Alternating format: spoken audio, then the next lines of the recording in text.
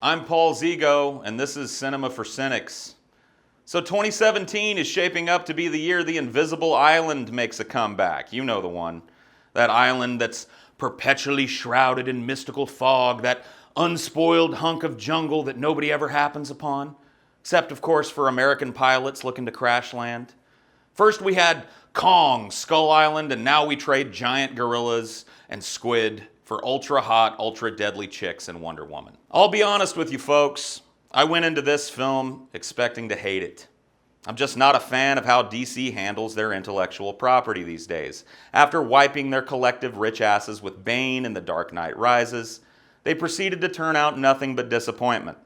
That Green Lantern monstrosity, Suicide Squad, Batfleck, the list goes on with no sign of stopping. Couple that with the fact that, well, Wonder Woman just wasn't an interesting character to me growing up. I was more of a Marvel guy to begin with, and Wonder Woman just seemed like an old, tired superhero concept. A broad in a one-piece bathing suit with a lasso and an invisible jet just wasn't exactly screaming cool at me. I'd also heard through the grapevine that Wonder Woman was basically SJW the movie. I'd heard it described as preachy, heard the characters described as one-dimensional and forced. I'd heard it was a message movie. Message! And like most of you, I don't like being sermonized at. Were those voices right, though? Is Wonder Woman a movie with a message? Is it tinged with liberal-minded and gender and race politics? Yeah, it is. And it's still a kick-ass movie. Israeli actress Gal Gadot absolutely carries this film, with a little help from her co-star, teenage Captain Kirk. Looking into Miss Gadot's earlier work shows a talent that's been almost criminally underutilized. Her biggest breaks thus far have been Fast and Furious, which didn't start out great and haven't gotten better as the numbers have gone higher. At 18, she won the Miss Israel beauty pageant, which was a great choice on the part of the judges.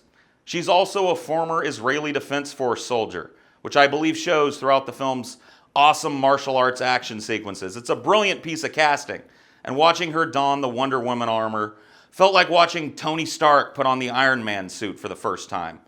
Never mind that the costume is a bit silly, never mind the weird premise. She just fits this role, and that makes the movie a blast to watch. It has been quite a long time since I saw a film in theaters with such a lively audience. Hell, the last few films I've been to felt downright fucking solemn in comparison. Wonder Woman had people laughing, oohing, and awing throughout, myself included. Not since I saw Deadpool last year have I felt like I was part of an engaged audience at the theater. The movie suffers a bit, as seems to be common these days in comic book films, from generic afterthought villain syndrome. Those evil Germans take their favorite place at the helm here. Again. Awesome character actor Danny Hudson plays the predictably evil German General Ludendorff, who Diana, that's Wonder Woman, comes to believe is Ares, the god of war, and the sworn enemy of the Amazons. With a little help from his creepy assistant, he provides an unfortunately sparse and ultimately bland villain. But, without spoiling too much for you, he isn't the only bad guy to surface in this film, and the other is insanely cool. I won't ruin the twist for you, only because I managed to be so surprised by it. The SJW boogeyman is lurking in the film too, from a weird braided American Indian soldier who was clearly hired for his iconic looks and not his acting chops, to some forced conversations where Diana learns about the prejudices and pitfalls of the 1940s, to the obvious drumbeat of war is bad. And we definitely have a movie with a point to make. Message! Many of the attempts are ham-fisted in nature, but they honestly aren't frequent or blatant enough to ruin what is otherwise a great action flick with a smart, funny script and an overall great cast.